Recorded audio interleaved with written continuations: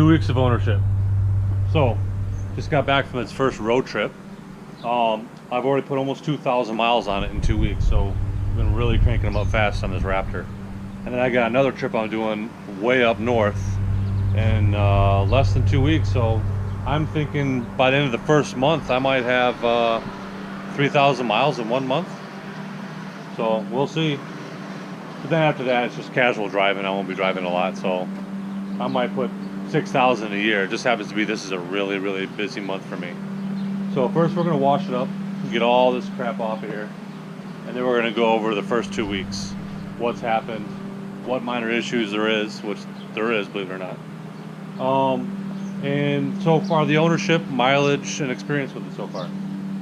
So let's get it all cleaned up, get all this stuff off, windshield all cleaned up, and then we can talk about it.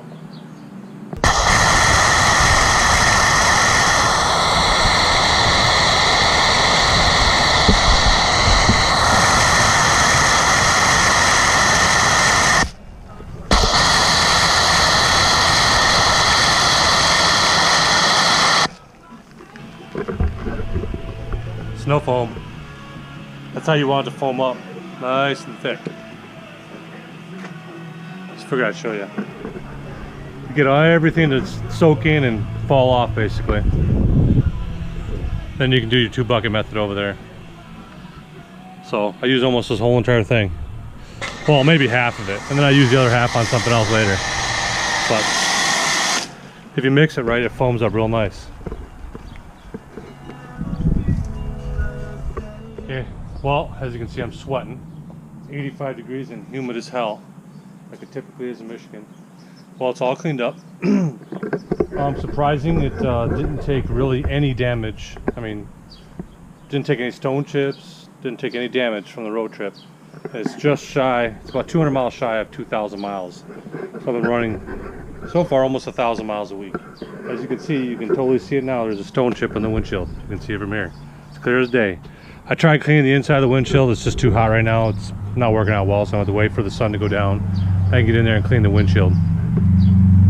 But as for the first 2 weeks, it's 2 weeks now, I'm going to try to do this once a week for the first year to kind of document, do a short little, maybe 10-minute video to document how this Raptor has been going, what issues has it had, what kind of maintenance have I had to do, and things like that, and any issues that I think I've come up with today, maybe that Ford maybe could have done better. So for this week, I did notice on my trip there was one rattle came out, and it's very random. It's up on the dash. It's let's see if I can get in there, look at the sun in there. It's this piece right here, right in there. When the AC is running and it's warm outside and that part gets hot, it starts to squeak a little bit. I don't know if there's anything you can do about it, or if maybe it'll go away or what, I don't know. So that came up this week. Number two, with this much power on this vehicle and the way this performs, it should have better brakes. These brakes are horrible for this thing. I've considered there's a Willwood full brake upgrade for this thing. It's about $5 grand for front and rear. That one you have to go with a 20-inch wheel because it gives you a 15.4-inch rotor. There's another company, Atco I think it's called, or Alco or something like that. They make a front brake upgrade that is a 6-piston. It's the same size rotor, so I can run a 17-inch wheel, but it's still the same cost.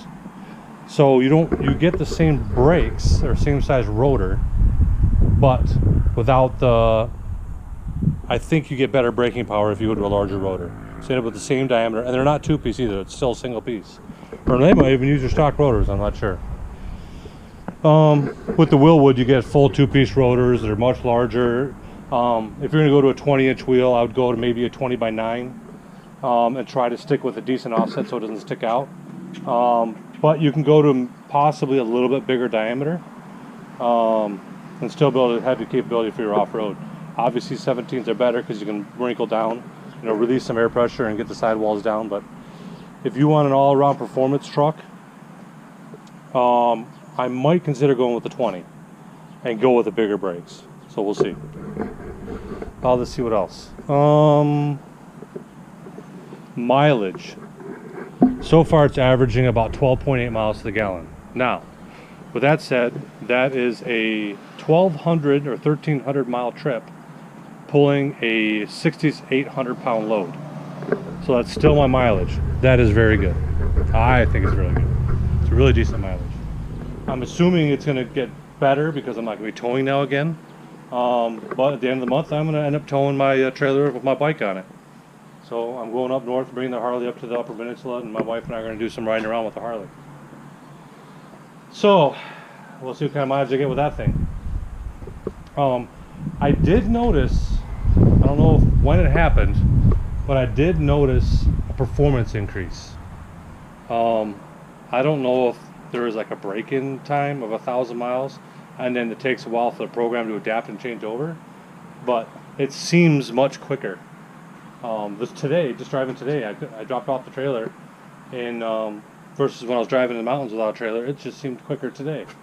I was amazed with the pickup and just the all-out performance with it. Let's see. So far, that's it. That's it. So I'll do a next week one too. Thanks for watching.